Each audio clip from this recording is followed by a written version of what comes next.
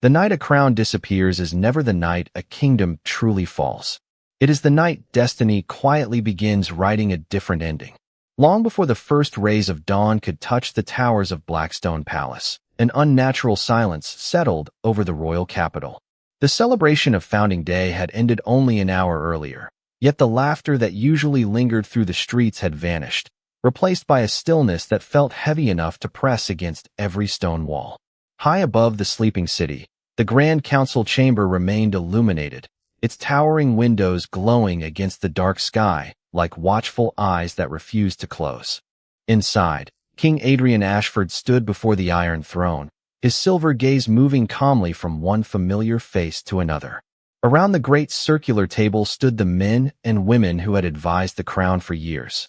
They had shared victories, mourned losses, celebrated treaties, and pledged loyalty beneath the same royal banners. Tonight, however, something had changed. No one returned the king's steady look. Some avoided his eyes altogether. Others stared with an unsettling calm that made the vast chamber feel colder than the winter winds beyond the palace walls. Lord Victor Blackwood finally stepped forward. As Chancellor of the Royal Council, his voice had carried the weight of law for nearly 2 decades, but tonight it carried something far more dangerous. It carried certainty. Without raising his voice, he unrolled a sealed parchment marked with the royal crest. The wax seal looked authentic. The signatures looked authentic. Everything about the document appeared genuine except for one impossible truth. Adrian had never approved it. "Your Majesty," Victor said with measured respect that no longer sounded sincere. "The Royal Council has reached a unanimous decision for the future stability of the kingdom." The words echoed beneath the vaulted ceiling before disappearing into the uneasy silence. Adrian did not answer immediately. Instead, he studied the faces surrounding him, searching for even one expression that hinted this was all some terrible misunderstanding. He found none.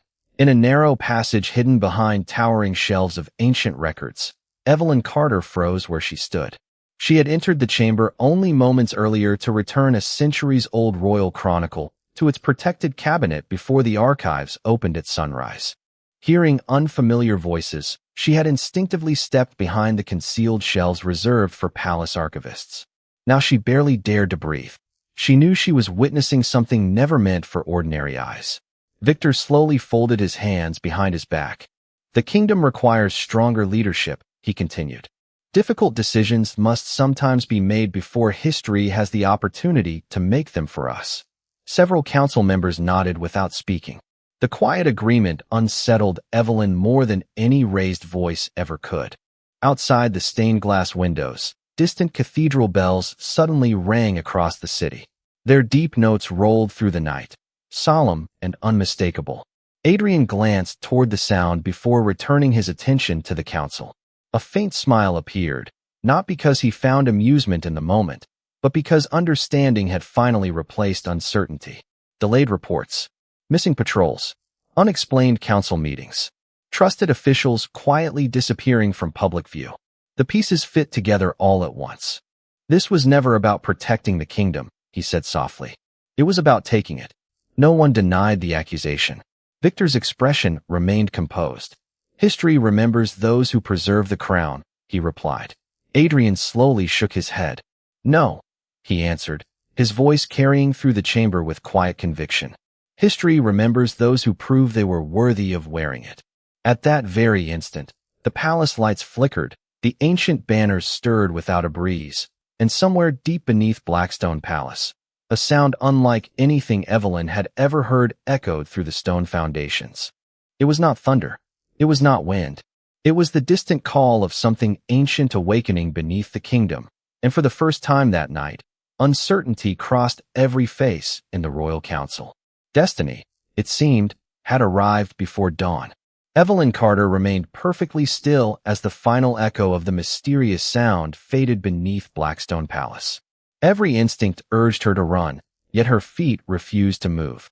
The narrow passage hidden behind the towering archive shelves had protected generations of royal librarians, but tonight its ancient stones suddenly felt far less secure. Beyond the carved oak panels, the council chamber had transformed. Calm faces that moments earlier projected complete confidence were now marked by uncertainty. Lord Victor Blackwood quickly recovered his composure, lifting one hand to silence the anxious whispers spreading among the council members. "Seal every entrance," he ordered with cold precision.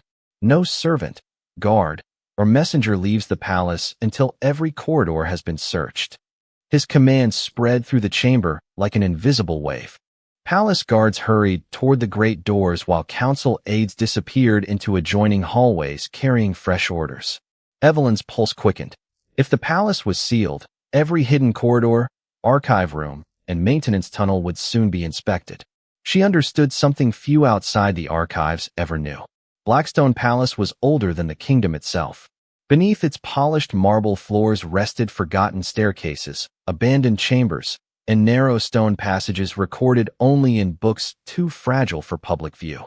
Most people believed those maps had been destroyed centuries ago. They were wrong. Evelyn herself had restored many of them during countless quiet mornings inside the royal archives. As footsteps echoed closer, she carefully reached beneath the shelf beside her. Her fingers found the small brass latch concealed beneath years of dust. The hidden panel opened just enough for her to slip through into a cramped records chamber lined with shelves of faded ledgers and sealed wooden boxes. She gently closed the panel behind her without making a sound. The chamber smelled of aged parchment, candle wax, and cedar, familiar scents that had always brought her comfort. Tonight they carried only unease. Then she noticed something impossible. Resting alone on a narrow reading table lay a single leather-bound chronicle she did not remember leaving there. Its dark blue cover bore no title, only the faded silver crest of House Ashford pressed into the worn leather. Curious despite the danger surrounding her, Evelyn stepped closer. A folded note rested beneath the book, written in elegant handwriting she recognized immediately. It belonged to Queen Eleanor Ashford. The message contained only 7 words. "Protect the truth until the rightful dawn returns." Evelyn's breath caught. Before she could fully understand their meaning, voices echoed just outside the hidden chamber. "Search every archive," someone ordered. "The Chancellor wants every record examined." She quickly slipped the note inside her sleeve and reached for the heavy book. The moment her hands touched its weathered cover, she realized it weighed far more than any ordinary chronicle. Running her fingers carefully along the spine, she discovered an almost invisible seam hidden beneath the leather binding. It was not merely a book. It contained a concealed compartment crafted with extraordinary precision. Before she could investigate further, another sound drifted through the walls. It was not the hurried footsteps of soldiers or the anxious voices of council officials. It was a slow, deliberate knock. 3 measured taps against solid stone. Evelyn turned toward the far wall of the forgotten records chamber where no doorway should have existed. Then, with a low grinding sound that had likely remained unheard for decades, a section of the ancient stone slowly shifted inward, revealing a narrow passage descending into darkness beneath Blackstone Palace. A faint lantern glowed somewhere below, and from the shadows came the quiet voice of an elderly man she knew well. "Miss Carter," Samuel Reed, the palace's oldest librarian, whispered urgently. "If destiny has chosen you, there isn't a second left to waste." Samuel Reed stepped backward into the narrow passage without waiting for Evelyn to answer. The lantern in his weathered hand cast long shadows across the ancient stone walls, revealing carvings that had not seen daylight for generations. Evelyn hesitated only for a heartbeat before clutching the leather-bound chronicle against her chest and following him into the hidden corridor. The stone door quietly slid back into place behind them, erasing every sign that the entrance had ever existed. Above them, distant footsteps echoed through the palace as search parties moved from room to room, unaware that 2 figures were already disappearing beneath the foundations of the kingdom. Samuel walked with surprising confidence despite his age, his steady pace suggesting he had traveled this forgotten path many times before. "Do not speak unless you must," he whispered without turning around. These tunnels were built to protect the crown long before Blackstone Palace stood above them. But even stone remembers careless voices. Evelyn tightened her grip on the mysterious book. Questions filled her mind faster than she could ask them. Why had Queen Eleanor left the message? Why had Samuel known exactly where to find her? And what had awakened beneath the palace only moments before? They continued through a winding corridor until the air became noticeably cooler. The walls changed from smooth carved stone to rough natural rock, interrupted by ancient archways bearing the crest of House Ashford. Dust covered nearly every surface, yet the floor remained strangely clean, as though someone had quietly maintained the passage through the years. At last, Samuel stopped before a circular chamber no larger than a small library reading room. Shelves carved directly into the stone held sealed scrolls, faded maps, and carefully preserved journals. In the center stood a broad oak table illuminated by a single lantern hanging from the ceiling. Samuel gently placed his lantern beside it before turning to face Evelyn for the first time. His eyes, though lined with age, remained remarkably clear. "You are wondering why I brought you here," he said softly. Evelyn nodded. "Because you witnessed the council." Samuel slowly shook his head. "No, because the kingdom has finally chosen its witness." He gestured toward the leather-bound chronicle she carried. "Open it." Evelyn carefully laid the heavy volume on the table. Running her fingers along the hidden seam, she discovered a tiny brass catch concealed within the spine. With a quiet click, the false binding released. Inside rested not jewels or royal decrees, but a beautifully drawn map unlike any she had ever seen in the archives. Delicate silver ink traced a network of tunnels beneath Blackstone Palace, leading far beyond the city walls into the surrounding mountains. At the center of the map, a single location had been marked with a small symbol shaped like a rising sun. Folded beneath the map was another handwritten page bearing Queen Eleanor's elegant script. Evelyn unfolded it carefully. "If this book has found your hands, the throne has already been betrayed. Trust neither titles nor appearances. The future of the kingdom no longer rests inside the palace. It rests with the one who still carries honor when power has forgotten its meaning." Evelyn read the words twice before looking at Samuel. "Why would the queen leave this for me?" Samuel offered a gentle smile filled with both sadness and hope. "Because she knew something the council never understood." Before Evelyn could respond, a low rumble passed through the chamber. Dust drifted from the ceiling as the stone floor vibrated beneath their feet. Somewhere deeper within the hidden tunnels, the same ancient sound echoed once more, quieter now but unmistakable. Samuel's expression grew solemn. "He's still alive," he whispered. Evelyn stared at him in disbelief. "The king." Samuel slowly nodded. "And before this night ends, every choice you make will determine whether the kingdom ever sees its rightful dawn again." Evelyn could not explain why, but the moment Samuel Reed spoke those words, every fear inside her gave way to something quieter and far more powerful. Hope. It was fragile, almost impossible, yet it refused to disappear. Samuel carefully rolled the hidden map and handed it back to her. "From this moment forward," he said, "that chronicle is more valuable than the crown itself. Guard it with your life, but more importantly, guard the truth it carries." Evelyn slipped the map back into its secret compartment and secured the brass catch. "Where do we go?" she asked. Samuel lifted the lantern once more and pointed toward a narrow stone bridge leading into a darker section of the underground passage. The palace was built above older foundations. Few people know that these tunnels stretch nearly 15 miles beyond the city walls. They were designed centuries ago for only one purpose: to help the royal family escape? Evelyn guessed. Samuel smiled gently. "No, a king who abandons his people is no king at all. These passages exist so the kingdom may survive even when the throne is lost." They continued deeper beneath Blackstone Palace.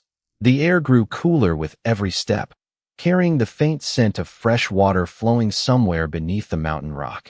Along the walls, Evelyn noticed carved wolves standing beside ordinary men and women rather than above them. The images surprised her. Every public monument in the capital portrayed rulers as distant figures of unmatched power. Here, however, the carvings showed something different. Kings walked beside farmers. Queens listened to children. Soldiers stood shoulder to shoulder with blacksmiths and healers. Samuel noticed her curiosity. "These carvings were never meant for public display," he explained quietly. "They remind every ruler who passes through these halls that a crown is not a reward. It is a responsibility." Evelyn found herself slowing to study another carving. At its center stood a young king extending his hand towards someone kneeling in worn traveling clothes. Beneath the sculpture, barely visible beneath centuries of dust, were engraved 6 simple words. Strength serves. Pride destroys. Kindness endures. Before she could ask who had carved them, a faint breeze drifted through the tunnel ahead. It carried more than cool air. It carried daylight. "We're close," Samuel whispered. They emerged through a narrow opening concealed beneath thick vines at the base of a wooded hillside overlooking the valley beyond Blackstone. Morning light had finally begun spilling across the eastern horizon, painting the distant forests in soft shades of gold. From that peaceful hillside, it was almost impossible to believe the royal capital behind them had entered its darkest hour. Evelyn turned back toward the city. Thin columns of smoke rose above the palace towers while cathedral bells continued ringing in slow, steady intervals. The kingdom was awakening, unaware that everything had changed before sunrise. Samuel followed her gaze. "By noon," he said, "the council will announce that King Adrian willingly surrendered the throne for the good of the realm. By sunset, most people will believe it." Evelyn looked down at the hidden chronicle resting safely beneath her cloak. "Then how can anyone learn the truth?" Samuel answered without hesitation. "By finding the one man who can still prove it." He reached into his coat and removed a small silver compass unlike any Evelyn had ever seen. Instead of pointing north, its slender needle slowly rotated before settling toward the distant mountains beyond the valley. Samuel placed it carefully in her hand. "This compass has never followed the earth," he said. "It follows the bloodline sworn to protect the kingdom." Evelyn stared at the unmoving needle as it pointed steadily west. Somewhere beyond those endless forests, beyond rivers and rugged cliffs, someone was waiting. Then, for the first time since leaving the palace, the compass needle moved. Not by inches, but with sudden certainty, as though the person it sought had just taken another breath. Samuel's eyes widened with quiet relief. "He's alive," he whispered, "and destiny has just shown us where to begin." The silver compass rested in Evelyn's palm with absolute certainty, its slender needle fixed toward the distant western mountains as though an invisible force refused to let it drift even the smallest fraction of an inch. She had spent years restoring ancient maps and forgotten journals inside the royal archives, yet she had never seen an instrument like this. Samuel Reed closed her fingers gently around it. "The compass never follows roads," he said. "It follows purpose." Evelyn looked across the valley where the first morning light stretched over forests that seemed endless. Somewhere beyond those rolling hills, King Adrian Ashford was alive. The realization felt almost impossible, yet the steady confidence in Samuel's voice left little room for doubt. "If he's alive," Evelyn asked quietly, "why doesn't he return to the palace?" Samuel's expression grew thoughtful. "Because a king who walks into a carefully prepared trap serves only those who built it. Sometimes the bravest choice is not to fight immediately. Sometimes it is to survive long enough to restore what others believe is already lost." Before Evelyn could answer, the peaceful silence of the hillside was interrupted by the distant sound of horses moving along the main road below. Samuel immediately lowered the lantern and motioned for her to step behind a cluster of tall cedar trees. Together they watched as a line of royal riders passed through the valley carrying fresh banners bearing the seal of the royal council. At their center rode an official herald reading from a parchment to every gathering of travelers and merchants they encountered. Although the words could not be heard from the hillside, Evelyn recognized the ceremony instantly. The council had already begun announcing its version of the night's events. News would spread from village to village before sunset. By tomorrow, the entire kingdom would believe the throne had changed hands peacefully. Samuel sighed softly. A lie repeated across enough roads begins to resemble history. Evelyn watched families pause beside the road to listen respectfully to the herald. None of them questioned what they were hearing. None of them had stood inside the council chamber. None of them knew how quietly truth could disappear when fear replaced trust. She tightened her grip on the hidden chronicle beneath her cloak. "Then this book may be the only proof left." Samuel nodded. "Proof matters, but people rarely follow documents. They follow hope." He pointed toward the mountains where the compass continued directing them. "That is why we must find the king before the council finds him first." They left the hillside and entered a narrow forest trail known only to hunters, rangers, and a handful of palace archivists who had preserved forgotten maps for generations. Towering oak trees filtered the morning sunlight into shifting patterns across the path, while birds greeted the new day as though nothing in the kingdom had changed. The peaceful surroundings almost made the previous night's betrayal feel like a distant dream. After several miles, they reached a small wooden bridge crossing a clear mountain stream. Samuel paused beside the flowing water and carefully studied the compass. For the first time since leaving the palace, the needle moved again. Not away from the mountains, but slightly north, as though whoever it followed had changed direction only moments earlier. Samuel smiled with quiet relief. "He's moving," he whispered. Evelyn felt hope rise once more. The distance between them and the missing king no longer seemed impossible. Somewhere beyond the forest, the rightful ruler was still walking beneath the same morning sky. Neither of them noticed the faint movement among the trees on the opposite ridge. Hidden beyond the branches, an unknown traveler lowered a spyglass after watching them cross the bridge. Without speaking a single word, the mysterious observer quietly turned and disappeared into the forest, carrying news that two unexpected guardians of the kingdom had begun following the path of destiny. The stranger moved without making a sound, blending into the forest with the quiet confidence of someone who had spent a lifetime studying every trail, every shadow, and every shifting breeze. Evelyn never sensed that anyone had been watching. She and Samuel Reed continued west, following the silver compass as it guided them deeper into the wilderness. The farther they traveled from Blackstone, the more the world seemed untouched by the turmoil consuming the capital. Sunlight filtered through towering pines, small streams crossed the winding trail, and the crisp mountain air carried the scent of cedar and wildflowers. It was difficult to imagine that only hours earlier the kingdom's future had been rewritten behind palace walls. Around midday, they reached an abandoned ranger's cabin overlooking a peaceful meadow. Time had weathered the wooden structure, but its stone chimney still stood firm, and a covered porch offered welcome shade. Samuel stopped beside the doorway and quietly examined the surrounding ground. "Someone has been here recently," he murmured. Evelyn noticed faint footprints pressed into the soft earth. They were fresh but unhurried, suggesting a traveler who had no reason to hide.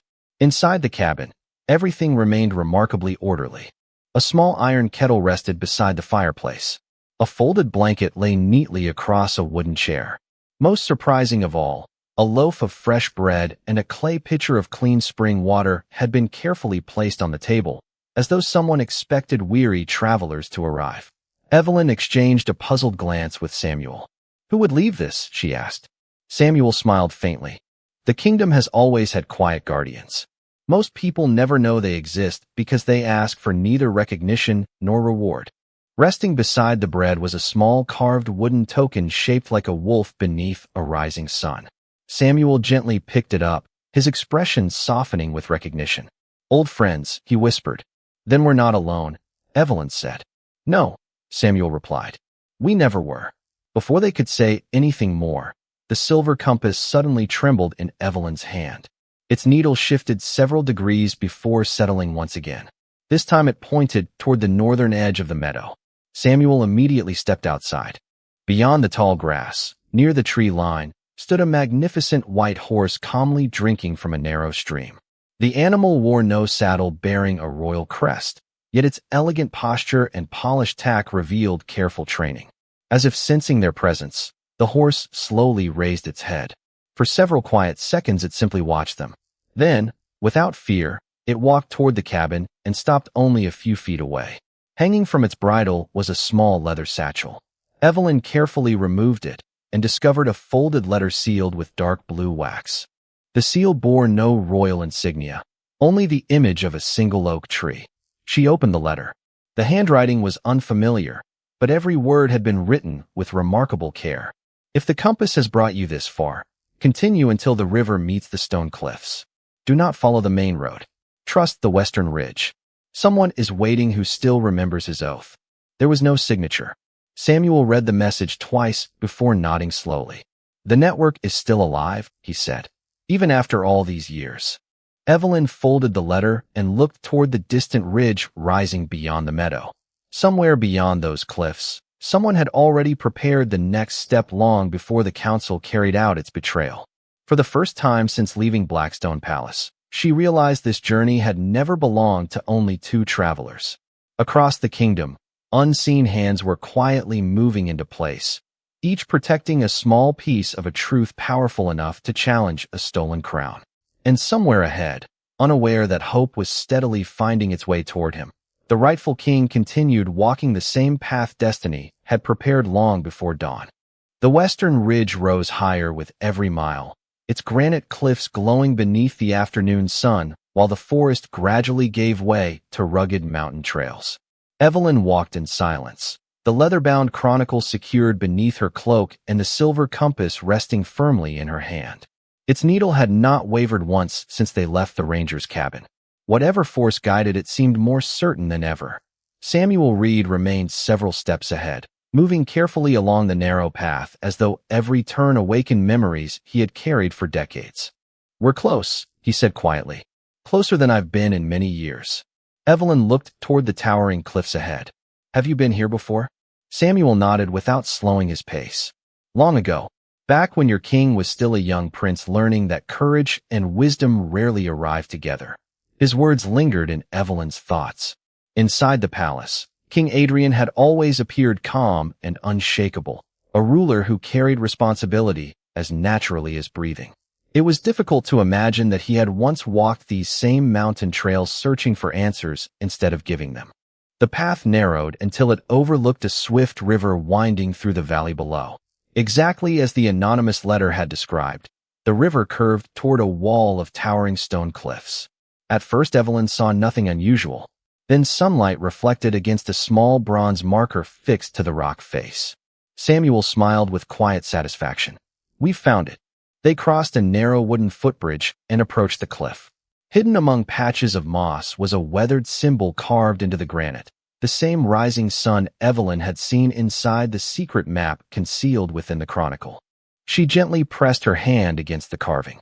Nothing happened. Samuel stepped beside her and touched the symbol with 2 fingers before turning a nearly invisible stone disc set into the cliff. A soft grinding sound echoed through the canyon. Slowly, a narrow doorway appeared where only solid rock had stood moments earlier. Cool air drifted from the passage beyond. Evelyn stared in amazement. An entire entrance hidden inside the mountain. Samuel smiled. "Some promises are built to outlast kingdoms." They entered carefully. Unlike the tunnels beneath Blackstone Palace, this passage showed signs of recent care. Lanterns lined the walls. Fresh water flowed through carved stone channels. Someone had been maintaining this place with remarkable dedication. As they continued deeper, quiet voices reached them from somewhere ahead.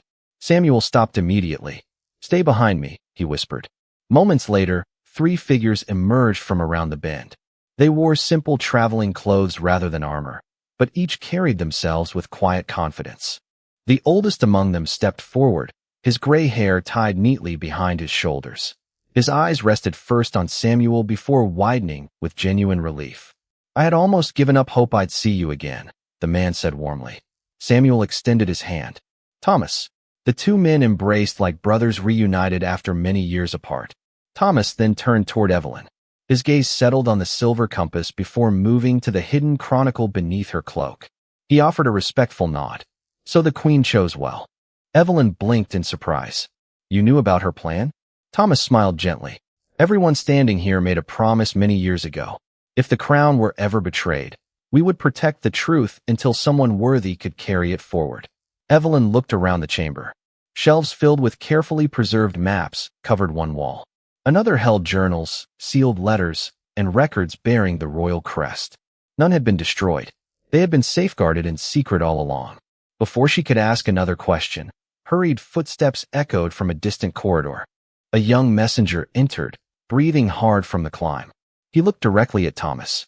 "We've received word from the Northern Pass," he said. "He's been found." The chamber felt completely silent. Thomas slowly turned toward Evelyn. "Not by the council," he said with quiet determination. "By us." Thomas led Evelyn and Samuel through a series of narrow corridors that gradually opened into a vast underground hall unlike anything Evelyn had imagined. Sunlight streamed through natural openings high above, filling the hidden sanctuary with a warm golden glow. Small cottages built from timber and stone lined the edges of the cavern, while clear spring water flowed through carefully carved channels that nourished gardens filled with herbs, vegetables, and flowering trees. Families moved peacefully between workshops and kitchens, greeting one another with quiet smiles. Children laughed as they carried baskets of fresh apples, completely unaware that beyond the mountains the kingdom believed the royal line had already come to an end. Evelyn slowed her steps, overwhelmed by the sight. "How can this place exist without anyone knowing?" she whispered. Thomas smiled. "Because it was never built to hide from the kingdom. It was built to protect it when the kingdom lost its way." As they walked farther into the sanctuary, people began recognizing Samuel. Warm greetings spread from one face to another until the quiet hall filled with relieved voices welcoming an old friend home. No one bowed. No one treated one another according to titles. Every handshake and every smile carried the same simple respect. Evelyn noticed that even Thomas helped an elderly woman carry a basket before continuing their conversation. The hidden community reflected the ancient carvings she had seen beneath the palace. Leadership here was measured by service rather than status. Thomas finally stopped before a circular stone chamber where several trusted guardians studied maps spread across a broad wooden table. One of them looked up immediately. "You're here," the woman said with visible relief. "We've been waiting." Thomas nodded. "Did he arrive safely?" The woman smiled. "Only a short while ago." Evelyn felt her heartbeat quicken. Every step of the journey had led toward this moment. Thomas turned to her with calm reassurance. "Before you meet him, there is something you must understand." He gently placed his hand on the leather-bound chronicle. "This book contains records that prove the council betrayed its sacred oath. But documents alone cannot heal a divided kingdom. People must believe in the character of the person who carries the truth." Evelyn looked at the families moving peacefully throughout the sanctuary. "Then why has everyone protected him for so long?" Thomas answered without hesitation. "Because throughout his life, he protected others before he ever needed protecting himself." Samuel smiled quietly, as though hearing a truth he had always known.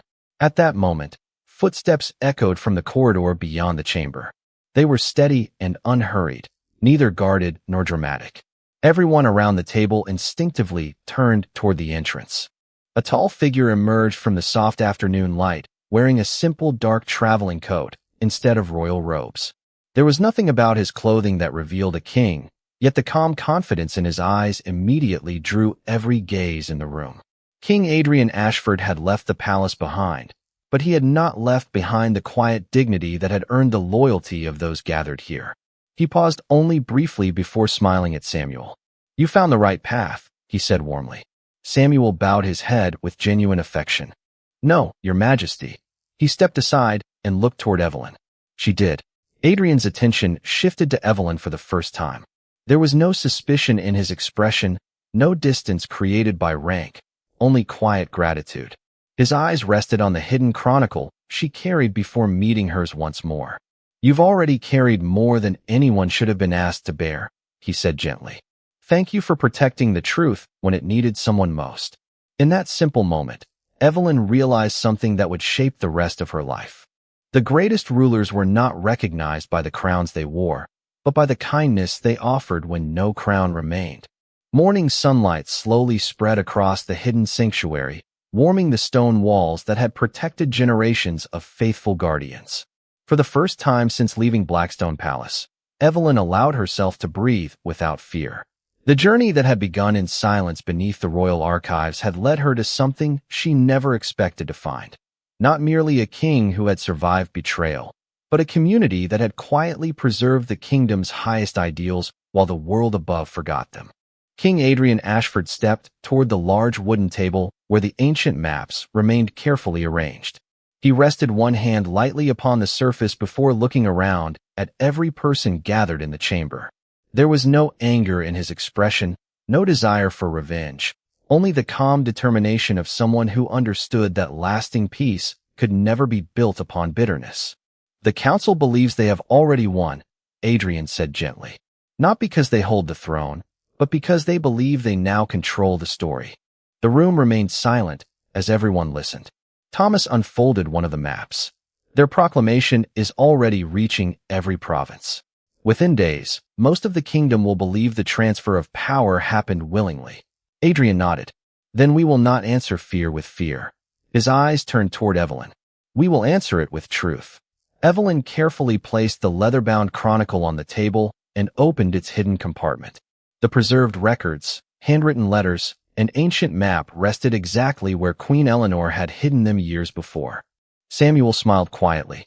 The evidence survived because someone ordinary had the courage to protect it. Evelyn lowered her eyes, still struggling to believe she had become part of something far greater than herself.